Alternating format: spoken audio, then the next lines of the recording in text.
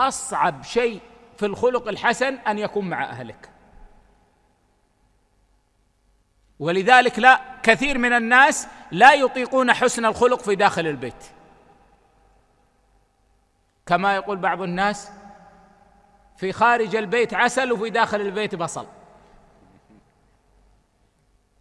في خارج البيت يتبسم للناس ويا حبيبي ويا أخي، وإذا أخطأ عليه يقول سامحك الله سامحك الله. وأول ما يدخل البيت ويرى غلطا من المرأة: يا كذا أمك فعلت وأبوك فعل لأن ما في تكلف، يزول كل شيء في البيت، فلا يبقى إلا حسن الخلق فعلا. فمن أحسن مواطن التدريب على حسن الخلق في البيت، لأنك إذا استطعت أن تقيم الخلق الحسن في بيتك ثق يقينا أنك ستقيمه خارج بيتك، ولا عكس.